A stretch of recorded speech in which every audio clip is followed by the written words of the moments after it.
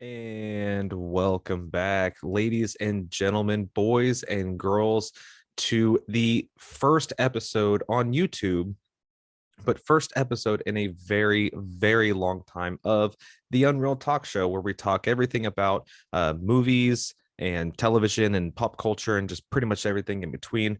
Thank you so much for joining with me today. My name is Aaron Scott Walker, and I will be your host today. The Unreal Talk Show is, of course, brought to you by the Oops All Topics Network, reminding you to always lose your fears and find your voice. We are also being broadcast to you live on 99.1 FM WZK WZQC the Q. Oh my goodness, it has been so long since I've had to say that. I'm getting tripped up on it. As if you watched Jason's episode on YouTube, I have my camera off to the right here, and I do that because I have this wonderful backdrop of stuff that I would love to show off. So I might be switching back and forth between the camera angle, but I will most likely be focused mainly on what's going on in front of me. So I do apologize for the watchers. If you're listening, it's obviously not going to affect you just as much. But yeah, what's up, everybody? My little cupcakes. I hope you guys are all doing well. I'm doing extremely well. If you have been following on the Overnighters podcast, which is the other podcast that Jason Edgar from the Oops All Topics podcast and I do, we're trying to do it every single week. It's been mainly kind of a bi-weekly thing. But we've been having a lot of fun with that, and I mean, really, our schedules line up with the theme of the overnighters, because I mean, my actual job requires me to work overnights, and with him having two kids under 3, I mean, that's an all-dayer job. You don't really get a whole lot of breaks from that. So you don't have to be an overnighter to listen to the podcast. It's, the name's only there for convenience sake, but as always, you can listen to it just whenever you need something in the background. And now we're uploading all of our videos to YouTube. I was thinking to myself not too long ago, we already record our overnighters podcast through Zoom, and it records the video of us doing that. So what better way to kind of add another layer of our content to just upload those videos to YouTube? I mean, it's simple enough. I got access to some Adobe software that can take care of all of those things for me. So really no reason not to. So I hope you guys are enjoying it out there. Remember, excuse me, you can listen to the Oops All Topics network and all of the podcasts that are included in that on oopsalltopics.podbean.com. You can also get access to us through Apple Podcasts, or pretty much anywhere you download your podcast. You can have access to us on there. And again, you can get access to us on YouTube. If you just go on YouTube and search for Oops All Topics, you will find us. I'm the one who set up the YouTube account, and I set it up to where, because I didn't think each podcast needed its own YouTube channel. I think just having kind of the umbrella network is a much better approach to it, because then you can just go to one particular. I mean, because it's how it's set up in our on our podcast platforming as well. So why make that any different? Because I think that would just add a little bit more confusion to everyone. Excuse me, got a lot of allergies going on right now. There's a lot of fresh cut grass in the area, so it just definitely makes my allergies go up. So I apologize if I have to clear my throat from time to time. I'll try to mute the microphone in between then, just like now. See, everybody wins.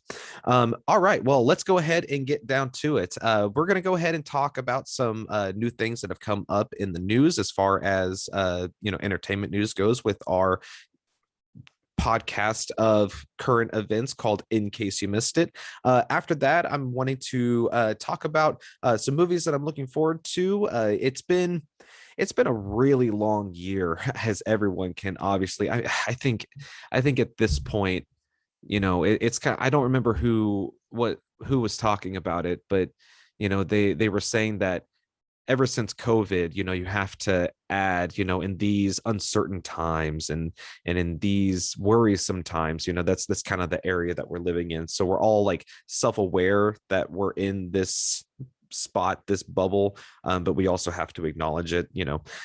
But again, as everyone is well aware of the past year, it's been kind of a rough year for movies and the entertainment industry as a whole. So it's really delayed a whole lot of movies that we have been really excited for, and that we're finally getting ready to start getting, and then some that are still a little postponed a little bit into the future.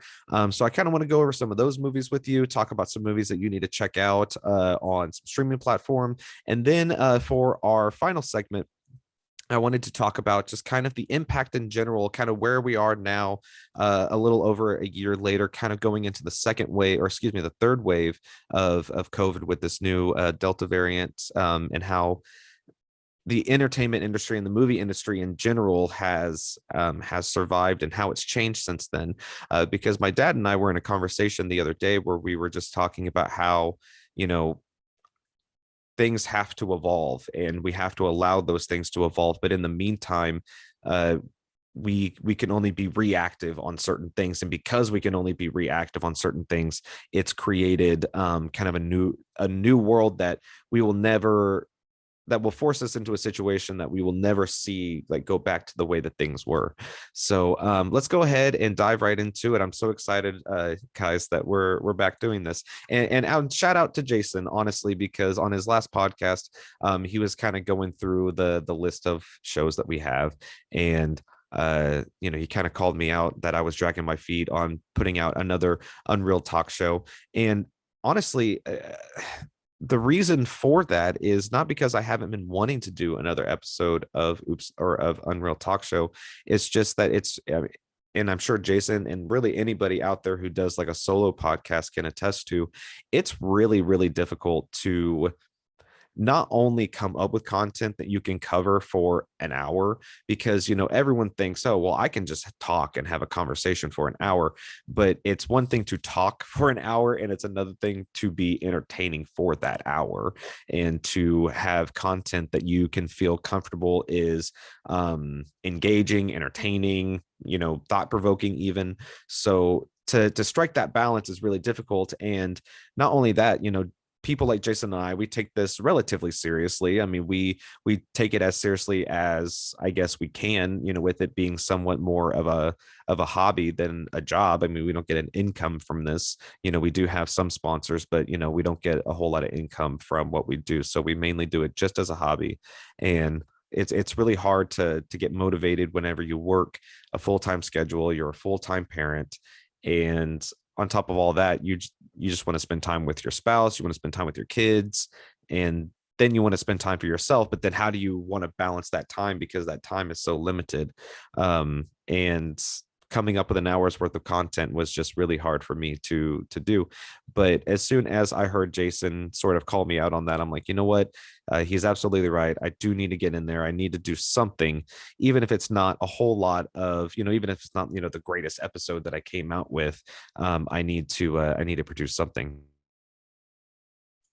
Speaking of which, if you're going to listening to this on the podcast, you're going to be hearing the intro and outro music are, if you remember in the beginning days of the Unreal Talk Show, the intro music and the outro music that we had was played and produced by Christian Bedingfield, my good friend. And ever since then, if you've been a regular on the Overnighters podcast, you have heard that I have made a shift into music production, as far as, that's where my education is going. And I now have a lot more access to the tools, resources, and knowledge to be able to produce my own music. So that's something that you are hearing on the beginning and end of these tracks. If you are watching on our YouTube, I will link my SoundCloud to the description below, and I will also link my Fiverr account, which is what I'm going to basically be shamelessly promoting right now. If you like the music that you hear on any of the podcasts going forward, that's going to be music produced specifically by me. And if you have content yourself that you are wanting to add background music to, intro, outro music to, I have access to sound effects. I can do a bunch of different stuff. I have a Fiverr account you can go on. My rates are stupid cheap compared to what you're going to see on Fiverr, from people who have been doing it for a really long time, because I recognize that I haven't been doing it for that very long, and I need to work up to it. But the only way that I'm going to do that is if I expose myself to having requests and trying to meet demands and stuff like that. So it's a huge benefit to me, not just financially, but also to help me shape my career. And again, if there's, if you're low on money and you are wanting to do something like what we're doing, we just want to put our stuff out there, and we just want to be part of, this, we just want to be part of this world. And everybody wants a voice, and everybody wants their stuff to feel like them. And, downloading music that, is maybe royalty free.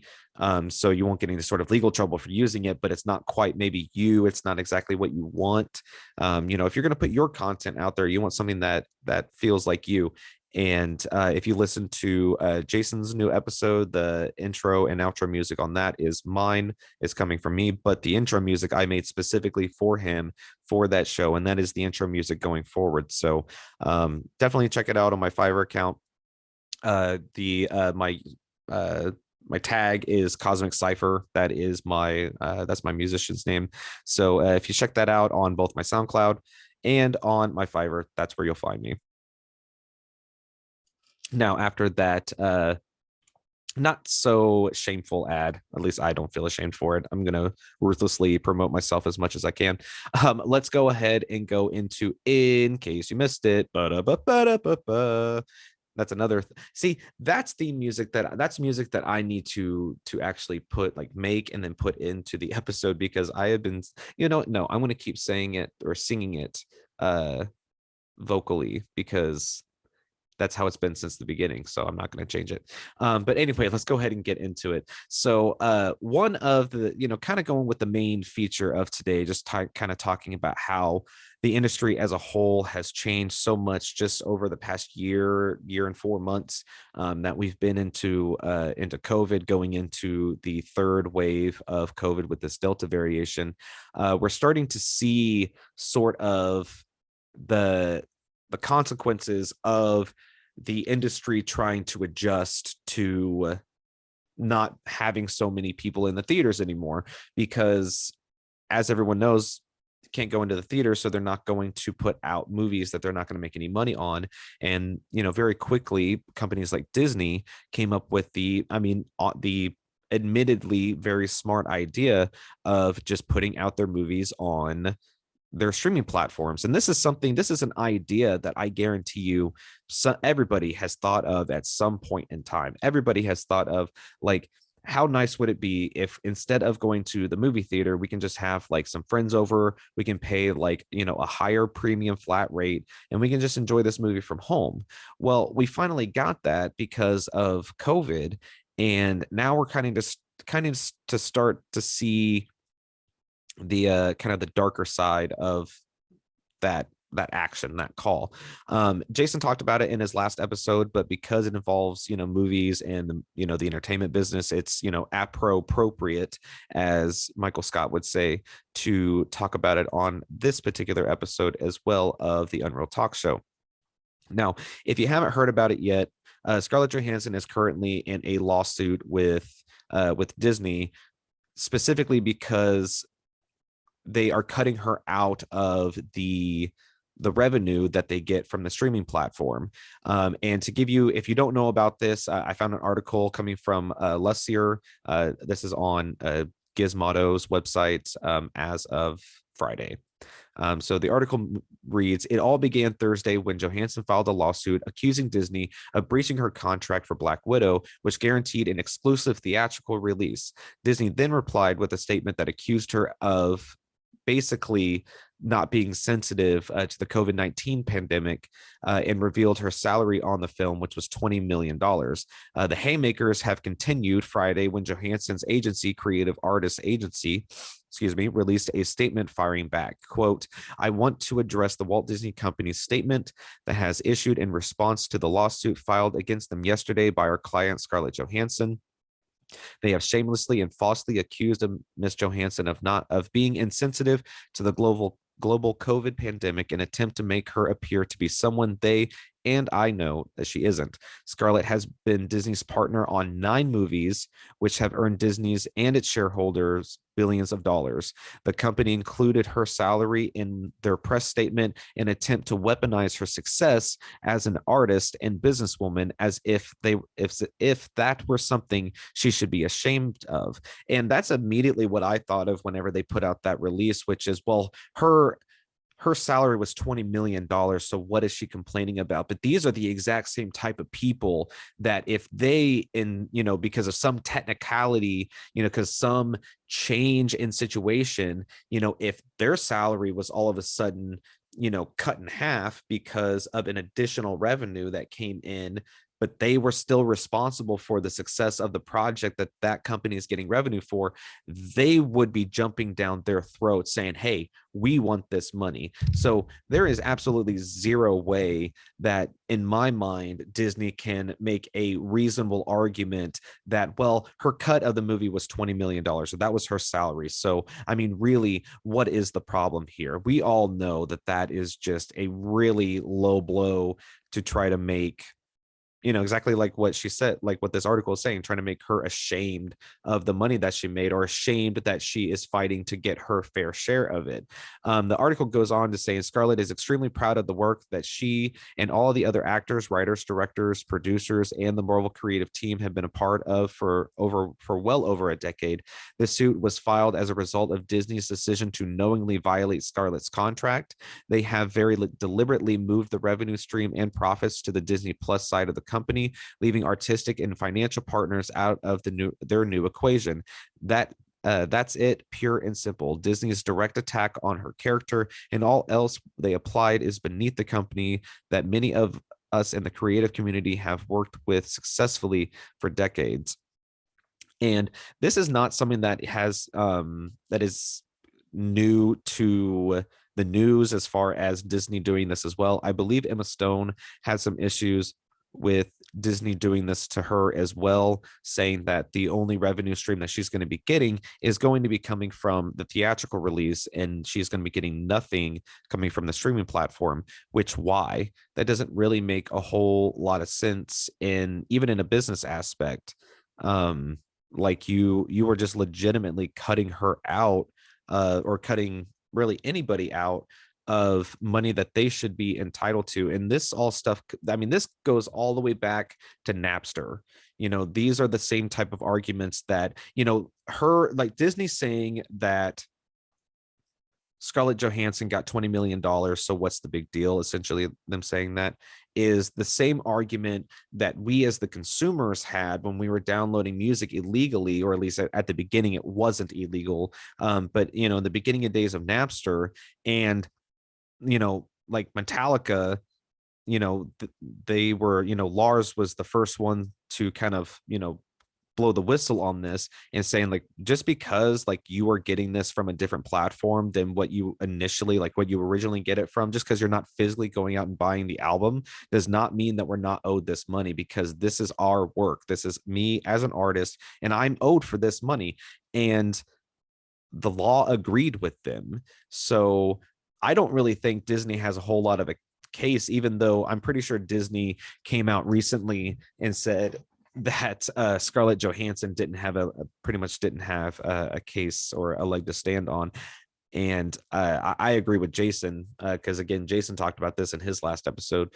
I don't know what Disney's real defense is going to be, other than, Your Honor, we just want more money. It's going to be really hard for them to really convince anyone that they are going to reasonably be entitled to money from a project that somebody is contractually obligated to get money from. And again, as the contract already stipulated, it was supposed to be a theatrical exclusive release.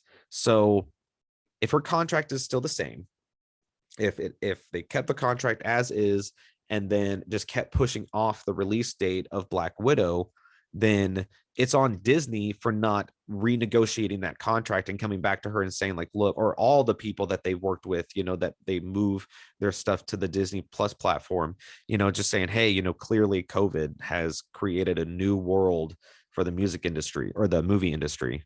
And so we're going to be releasing some stuff on our own personal platform, and this is the structure of which we plan on using and going from there. But here's the thing though, and this is my personal thought about this, is that they knew going into it that as soon as they say we're putting it on Disney Plus, they're immediately going to be like, okay, well, we need to renegotiate the contract, because if you're going to be getting a new form of revenue from this on day one, then we deserve that revenue as well. So it's more of the ask for forgiveness, not ask for permission mentality, I guess. They just would rather go in and assault her character, so that way, in my mind, kind of buying the time that Disney needs to rake in more money for this.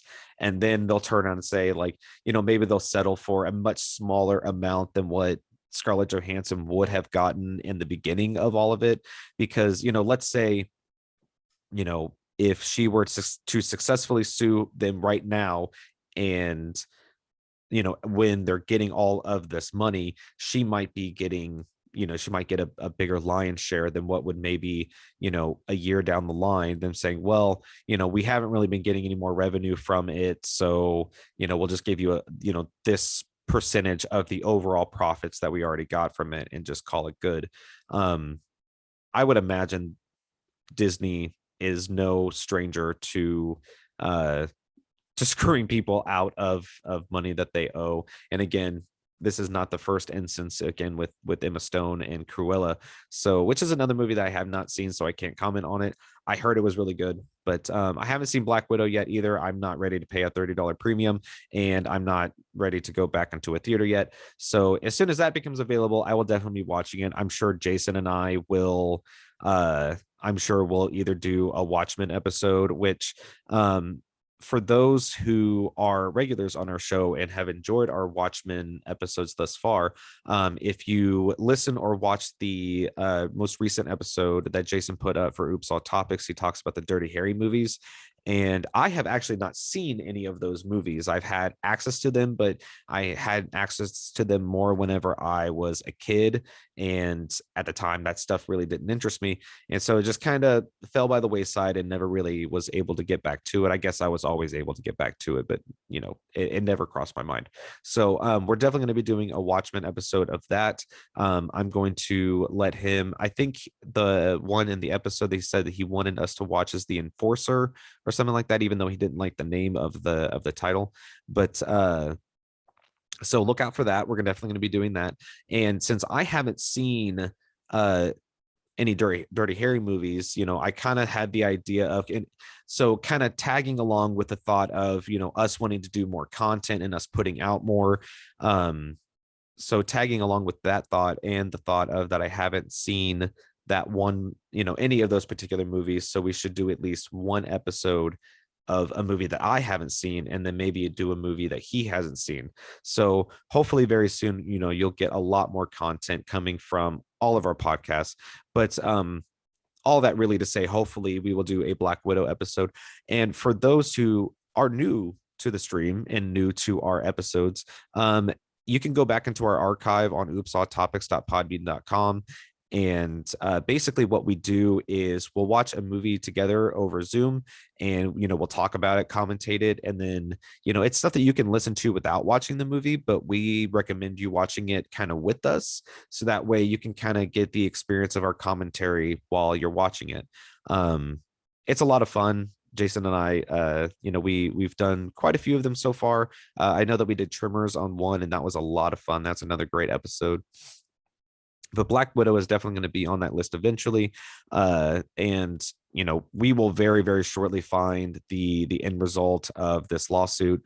Probably, I mean, I don't know how long it's going to take, though. It could be really quickly, and they might, settle outside of court, or it might go into court and might last a couple years, like I said, as Disney's already raked in the majority of the money that they'll get from it, and then eventually just pay out some small percentage. But that's going to do it for that particular story on In Case You Missed It. And the second thing that I wanted to talk about, keeping in the theme of new movies and with kind of shocking news within that movie, excuse me, or within that story, is that the new Suicide Squad is officially certified fresh on Rotten Tomatoes. Lisa, my beautiful queen, showed me an article not too long ago and showed me that the Suicide Squad is at like 98% on Rotten Tomatoes, which is pretty shocking. The movie within itself is a reboot of the first Suicide Squad, and it was done by James Gunn. So James Gunn, obviously being best known for his work on like Marvel Studios' is Guardians of the Galaxy franchise. He obviously has had a lot of work with superhero movies. He drew a lot of inspiration from Josh Ostrander's 1980s Suicide Squad. So it's definitely has a lot of hype being built up behind it. But it's pretty exciting stuff. This is an article from Screen Rant from a couple of days ago. Response from critics has been overwhelmingly positive, and at the time of writing, the Suicide Squad currently sits at a, pardon me from my error earlier, a 97% fresh rating on Rotten Tomatoes from 87 reviews. Critics commend Gunn's singularly skewed vision, praising the film for its comedy, pacing, and adherence to the source material mayhem. However, the Suicide Squad is certainly not a rehash, as it's unique, bold, and beautiful. So for me, the biggest surprise out of this is, a couple of things. First off is that, this is kind of seeing like a resurgence of DC films, and it's interesting that we get more positive feedback from the non sort of A-list DC films over, you know before Zack Snyder's Justice League. Not a whole lot of positive feedback out of those films, Wonder Woman being somewhat the exception. But the original theatrical release of the Justice League was not well received because it wasn't good. It was very, very hard for me to watch the original Justice League. So ever since Zack Snyder's cut of the Justice League, so far every film coming out of DC is becoming much, much better and getting great praise by critics, which I go back and forth on that thought, right? Like the thought of like, do I listen to critics or do I just go in with my own thought? Because I think everybody wants to kind of have that, like, I don't listen to what anybody else says. I just, if I think it's going to be good, then I just go in and do it. But at the same time, if we also know that an overwhelming amount of people have voiced their distaste for a particular movie that you are willing to spend money on, it's really hard not to listen to those voices. And Rotten Tomatoes for me has been a relatively consistent temperature gauge of new movies coming out. I would say that the critical side of it, is probably a little bit more, unbiased as possible, whereas like, the critic score, or sorry, the viewer score of it, that's the one that I don't really listen to the most. It's just because, a lot of you don't know what you're talking about, and a lot of you, point out some of the stupidest things in your criticisms while ignoring other aspects of the film. Like pointing out that it's hard to suspend disbelief in this one aspect of the film, but not suspend disbelief in another aspect of the film, for me is kind of annoying, because it's like, well, what's the difference? It's a fake movie, like it's fiction. So why do you accept that wouldn't happen in real life over here? But then you go, I don't know, like I think the bomb would have gone off much faster than that. Like, okay, well, it's a movie, so they're not going to go specifically off of the laws of reality, especially in superhero movies. Like, why are we arguing realistic things in superhero movies? Like, can we please stop that? Like, you're kind of ruining films for everyone else for, just constantly arguing, well, that wouldn't really happen. Well, no, duh, that wouldn't happen. So that's why I try my best not to go on to like the viewer side of those reviews. But I just really wanted to point out how crazy it is to me that this movie that to be completely honest with you, going into it, I'm a huge fan of Idris Elba. I'm excited to see the acting career of John Cena get better as he gets older and does more and more films. So, I mean, he has a lot of positive feedback from this film. So it's going to be really, really cool to see. And I'm really excited for it. Again, I don't know if I'm 100% ready to go into a theater to watch these movies just yet. But, excuse me, now that we have this, I mean, because after this one, we have the Batman, which releases in 2022, and I guess this can kind of segue into the movies that I am looking forward to. We can just transfer over into that segment real quick. But especially from DC, they got some really good movies that I'm looking forward to going down the pipeline. All of them coming out next year. We get the Suicide Squad this year, but next year we get the Batman, which is going to be awesome. Black Adam with Dwayne the Rock Johnson, something that I think that fans petitioning the Rock to be Black Adam can be directly attributed to his casting, because shortly after this, sort of online public outcry, like, hey, if you're going to do a Shazam movie, you have to have Black Adam. And if you're going to have Black Adam, there is no one better on the planet who can better play Black Adam than Dwayne The Rock Johnson. Shazam is a really, really great series. It's a great comic book series. He's a great character. If you have HBO Max, they have almost, I'm pretty sure all, if not almost all, of Disney's or DC's animated films on HBO Max.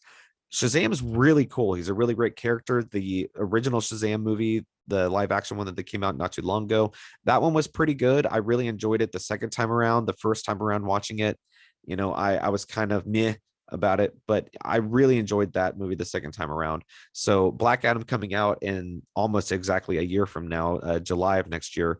The Flash comes out next year, and that's going to be killer. We got Michael Keaton coming back as old Batman, because if you're a regular listener to any of the Oops All Topics, and specifically the Overnighters, I suggested to Jason that he watched the Flashpoint Paradox, because that story arc is going to be loosely based around the new Flash movie.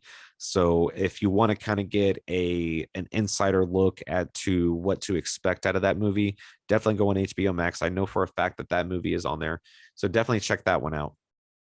Aquaman 2 comes out in December of next year, and then Shazam Fury of the Gods comes out the following year after that. So we got a lot of stuff to look forward to. Robert Pattinson again coming out as the Batman, and then Colin Farrell playing the Penguin, and then we have the Riddler being thrown into it. So a lot of really good stuff coming down the pipeline, and this new Suicide Squad movie really kind of it's setting a high bar for those films, and it's kind of an iffy situation, because DC is either going, or Warner Brothers, I guess, is either going to answer the call and provide the movies that stay at that bar, if not keep pushing it higher, or this is going to be the peak for the next few years, and then it's just going to go back to declining. I certainly hope not. DC does have some good films, but Marvel, and I mean, again, like I've said on Overnighters, we have to remember that Marvel Studios started out as an independent studio, and they started off with Iron Man. So they started right out of the gate knowing that they're going to be creating a multiverse, knowing they're going to be tying in all these characters to eventually get the Avengers. And Warner Brothers just took too long. They just drug their feet for too long making these movies, trying to come up with something. And then in the meantime of them doing that, they've had some lackluster attempts in the process. So again, setting a really high bar here. I really hope it bodes well for the future of this franchise, because I mean, if you can't tell, I got Batman tattooed right here. I got Mr. Freeze tattooed right on here. I got Batman literally all around me right now. So obviously, I'm a big Batman fan, but I try to be an unbiased fan as much as I can, and try to have fair criticism. And if something's not good, even if it's a source material that is beloved to me, I'm still going to call a spade a spade. So hopefully these films do well in the future. So the next The next article that I wanted to talk about, because again, it kind of ties into the whole, where are we now, or at least where the industry is now, about a year and a half later, into the pandemic. And another news article that broke recently is that, and kind of something that we're starting to see with companies even outside of the entertainment industry. Disney tells all U.S. staff workers to be fully vaccinated. It has now become a requirement for any employee of Disney to be fully vaccinated if you're going to be working there. The statement reads specifically, as the Walt Disney Company, at the Walt Disney Company, the safety and well-being of our employees during the pandemic has been and continues to be the top priority. Toward that end, and based on the latest communication of scientists, health officials, and our own medical professionals that the COVID-19 vaccine provides the best protection against severe infection, we are requiring that all salaried and non-union hourly employees in the U.S. working at any of our sites to be fully vaccinated. Employees who are not already vaccinated and are working on site will have 60 days from today to complete their protocols, and any employees still working from home will need to provide verification of vaccination prior to their return, with certain limited exceptions. We have also begun conversations around the topic with the unions representing our employees under collective bargaining agreements. In addition to all hires will be required to be fully vaccinated before beginning employment. Vaccines are the best tool we have to help control the global pandemic and protect our employees. So clearly, as black and white as it can get, Disney just basically putting out a big statement that is kind of the first big company to be making these vaccines a requirement, because that was kind of one of the questions that everybody had whenever the vaccine started rolling out, is if these things are going to be considered required, because what good is a vaccine if nobody gets it? And because the Delta variant is spreading as rapidly and as dangerously as it has been, it definitely goes to show that while the Delta variant can still affect you if you have been vaccinated, it's still our best defense against it. And it's also showing that the ones that are not vaccinated for COVID-19 is where the Delta variant is, running its highest numbers. So it definitely called into question, whether or not, if it was legal for these companies to even be requiring COVID-19 vaccinations. And I watched a news segment not too long ago that it was an interview with basically a city official and somebody that worked with the city, because they had just basically required all government employees for that particular city or jurisdiction to come to work. They had like 30 days or 60 days to get their vaccination as well. And he was basically saying that it's the equivalent to, consenting to a background check or to consenting to a drug screening. You can agree to comply with these requests or not agree to comply with these requests, and there are results out of both those decisions. You can either continue to work there or you can not continue to work there.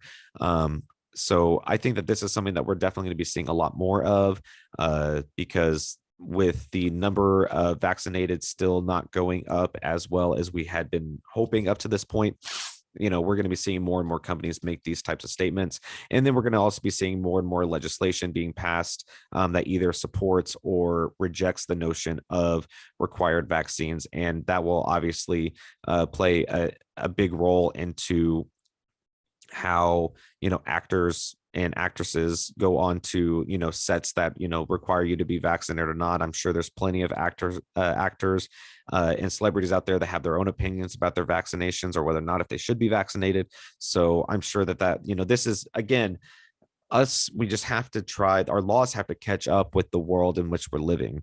And while the vaccination has been out for a little while now, we're now starting to come up with the question like, okay, here's the vaccination.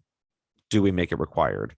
And if we do make it required, how do we go about doing that? What are the legal ramifications of it? So all of this takes time for us to figure out. But now we're starting to see this stuff in action. So it's going to be an interesting rest of the year. I mean, we're already into August. Oh my God, we're already into August. That's insane. Happy August 1st, everyone. It's hotter than hell out here. So hopefully it's cooler where you are. But we're already 2/3 into this year. So we're gonna have to just see how it plays out for the rest of the year. And this is obviously something that's gonna bleed into next year. And that's going to kind of bring us to our main segment with, like, the last 10, 15 minutes that we have here today. um, the impact of COVID-19 and its effect on the entertainment industry as a whole has really changed a lot. And I don't know how long these things are going to change, but it's really made a lot of things uncertain. Going back from, how all, going starting from how the actors get paid all the way down to how we're even distributing this content to begin with. And the consequences of the shutdowns, the global closures of movie theaters, that has all had on the industry as a whole. So I kind of just wanted to highlight a few things, and I found this really great article by Forbes, um, that was April 13th of this year, that I wanted to share with you. The Motion Picture Association recently released their annual theme report covering 2020. The report tracks the theatrical and in-home industry, entertainment industry, both globally and domestically, as well as other video industries. For the theme report, the MPA relied on various data sources. In 2020, the global pandemic impacted the theatrical and home mobile entertainment as movie theaters and production studios temporarily closed. As millions quarantine viewers were forced to stay home for their video entertainment, coinciding with the pandemic was the emergence of new streaming video services, such as the predominant studios as Disney, Universal, and Warner Brothers joining and competing with Netflix, Hulu, and Amazon. Hence, stay-at-home viewers were able to watch premium TV and movies across various screens and providers. While industry analysts had commented this trend was already beginning, many agree the pandemic has sped up the pace of adoption. Here are some of the report's findings. First, they talk about global revenue, and I'm going to get a drink here because I'm dying. Ooh, goodness gracious. Thank God. All right, so the first aspect of the report talked about the global revenue, and in reflection to the 2019 numbers.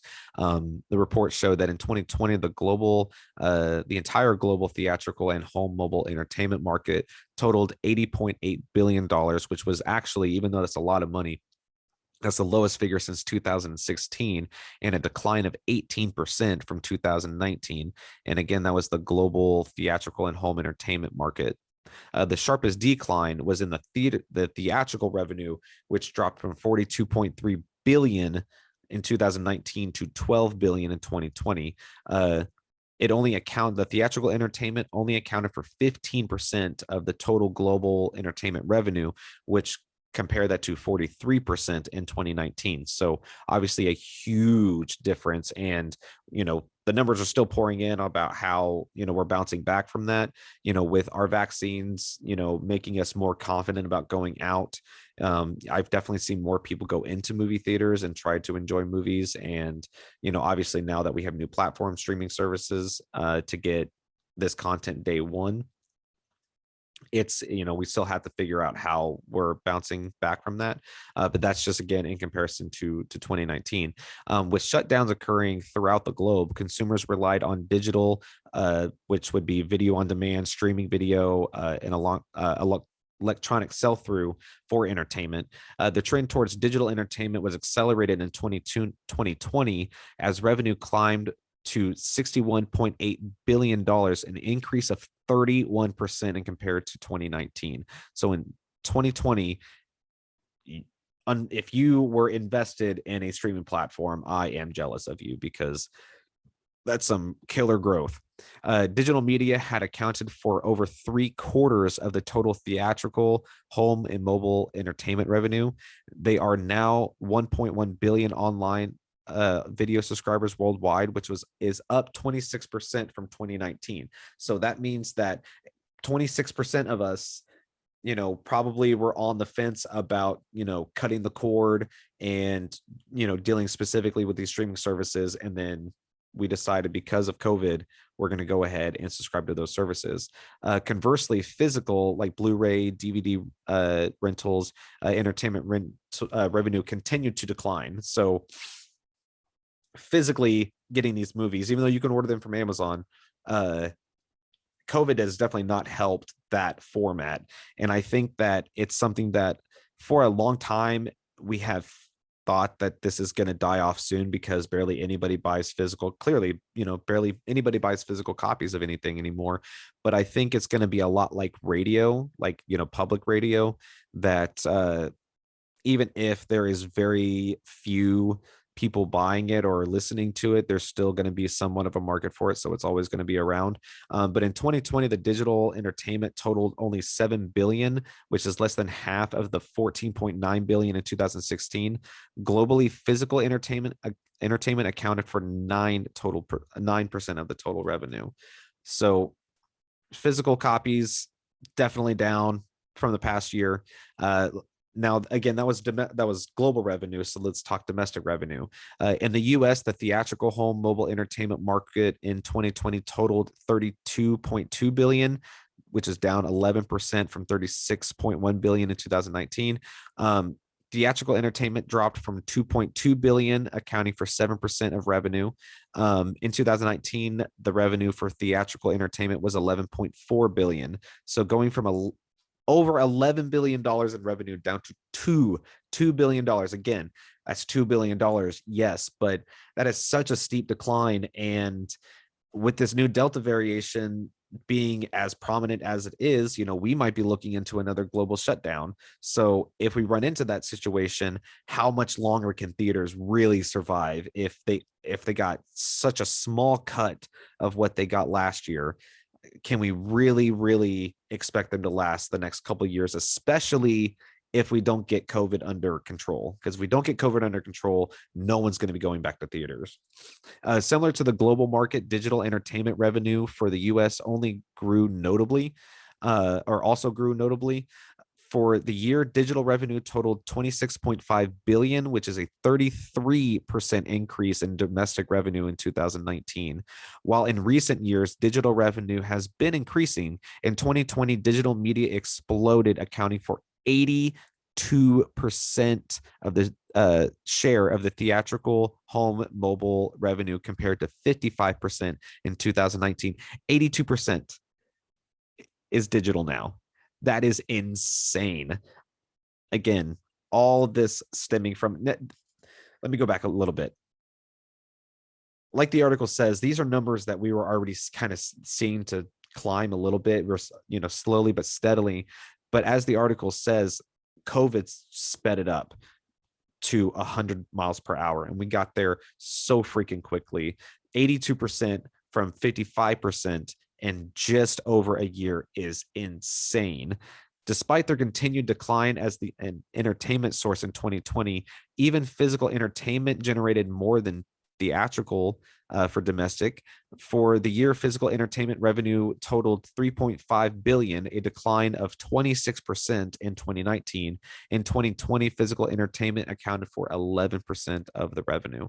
So domestic revenue, looking at, like I said, it's not looking good for theaters or for physical copies. And this is just the world that we live in now, guys. Like, this is, I mean, I guess if you're younger than 25, this probably doesn't hit you as hard, but seeing these numbers kind of scare me, only in the sense that the world that we once knew less than 2 years ago will never be the same. Like, yeah, things change on a day-by-day basis and nothing is ever truly the same.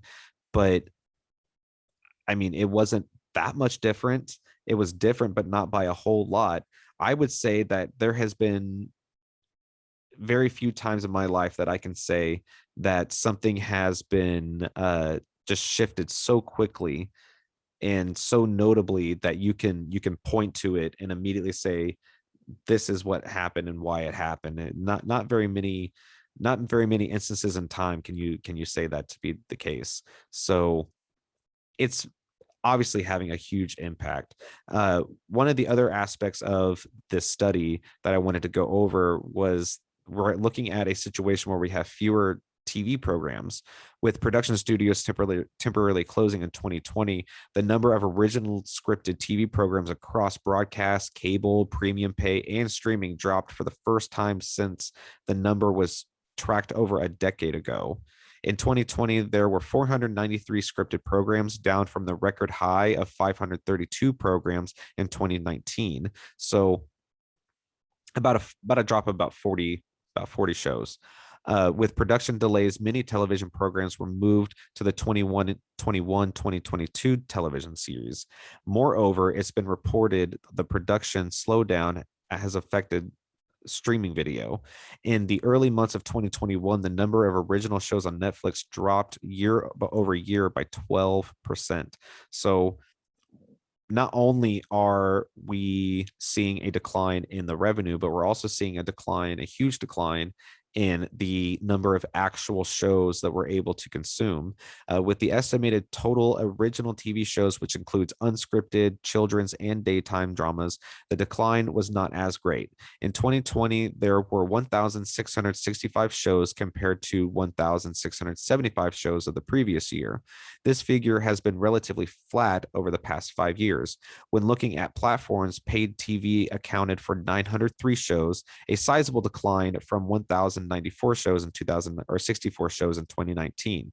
Making up the loss was the online services, which grew to 537 shows from 381 in 2019.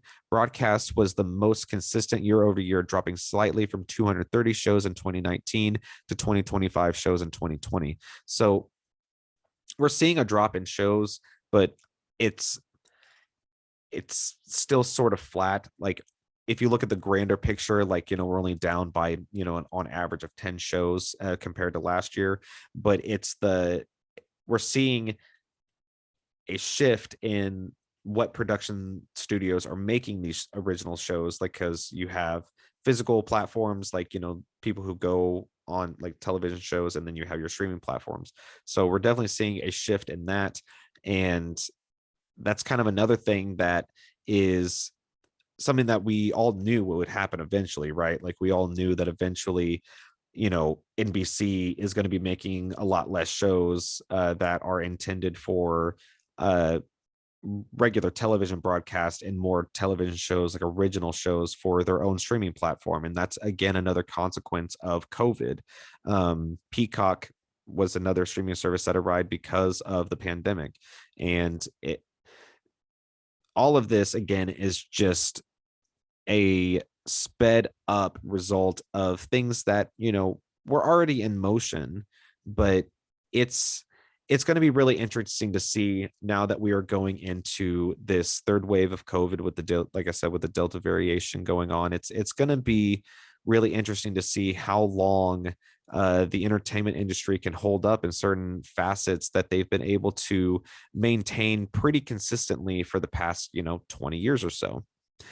So before we go, real quickly, I do want to go over the movies that I'm excited for, because I did say I wanted to go over that list. So the first one that I'm really looking forward to that's coming out within the next couple of years is the new Spawn reboot. Todd McFarlane has been working a really long time with getting that movie rebooted as an R-rated, and to get it to be at the level that fans expect it to be. So I'm really excited to be around for that. Blade is getting a reboot. We already know the cast, and the primary cast, and we know that they're currently in the process of writing and filming it. It's also really exciting because in Loki, if you listen to in the Overnighters, we talk about how in the Disney Plus series Loki, they talk about vampires, and there's only really a couple of instances where vampires are notably talked about in the Marvel universe, and one of them is being Morbius. So I guess Morbius is a potential connection to what they were talking about in that particular instance of Loki. But also the other potential is Blade. So, hopefully there's some connection there. At least they might be foreshadowing something. Ghostbusters Afterlife is another movie that I'm really excited to see. They dropped the newest trailer for it, and it makes your hair stand up. It's really, really exciting. And the the all-female cast of Ghostbusters was really, really good. I don't know if you don't like that movie, I think you just have probably a closed mind or a closed perspective on what you believe that the series should be. You're not a writer. You're not the one making these casting decisions. So just try to go see a movie and enjoy it. But that movie was really, really good, I thought. So, but this new movie is a continuation of the original series. So that's what I'm really excited to see. And I'm going to go see that with my dad.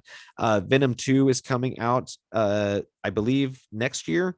It might be this year though, and that's going to be another exciting movie because we're going to have Woody Harrelson playing Carnage, which is going to be really great. I talked about it before, the Batman with Robert Pattinson and Colin Farrell. That movie is another one that's been delayed a lot because of COVID. Spider-Man Into the Spider-Verse 2. If you haven't seen the original one, you need to go out and see it. It's on Netflix. I'm pretty sure you could go watch it right now. It is hands down one of the best Marvel movies, not alone Spider-Man movies, but one of the best Marvel movies that you will see. And it's animated. You might think because it's animated, it's intended just for children. It's not. Take the time to watch it. It's absolutely amazing. A movie that I'm not quite so sure about, I'm kind of a little iffy on, is Matrix 4. Not because I don't have any faith in the series. It's just the one thing that I've definitely noticed is that these movies that are being continued from a long time, they're kind of hit and miss. Like Dumb and Dumber 2, the sequel to Dumb and Dumber, it was funny. It was really good. I would not say it's as good as the original. I know that there's some people that would disagree with me on that, but I don't think it was as good as the original. And I think that is that's unfortunately the expectation that we're left with is, what the previous work was, before we pick up where we leave off. And so since that's like the metric, that's the level that we look at, that's the thing that we get concerned about the most. So I'm a little iffy on, how great that will be, but I'm excited to see it. I'm just a little, I don't know. Well, everyone, that's going to be my time in for today. Thank you so much for joining me today. I really, really appreciate it. Hopefully this random surprise episode brought some joy to some people. Please take a look at all of our other videos on our YouTube. You're going to have Jason with Oops All Topics. He has his first video up on YouTube right now. And then you have a few episodes already of the Overnighters on there. And then this video will be the first video of the Unreel Talk Show that will be uploaded to YouTube. If you guys have any comments, questions, concerns, you guys can get a hold of me or Jason. You can tweet him at the Jedgar, or you can get a hold of me at the Overnighters. You can also get a hold of me for the Unreel Talk Show by emailing me at, it's unrealtalkshow@gmail.com. Get all the content that you can from, again, YouTube. If you just search Oops All Topics podcast, go to oopsalltopics.podbean.com. Again, you are listening to us on Morton College Radio, WZQC, the Q 99.1 FM. And as always, we are asking you to lose your fears and find your voice here on the Unreel Network. Well, not the Unreel Network, but the Oops All Topics Network. Excuse me. It's been a really long day, and I have had very little sleep. But I'm going to go ahead and leave you guys alone. I hope you guys have a really great day. Please take care of yourselves, take care of each other, be nice to each other, set the example of who we want everyone else to be. Isn't that what we're supposed to do? Take it easy, guys. Love each other.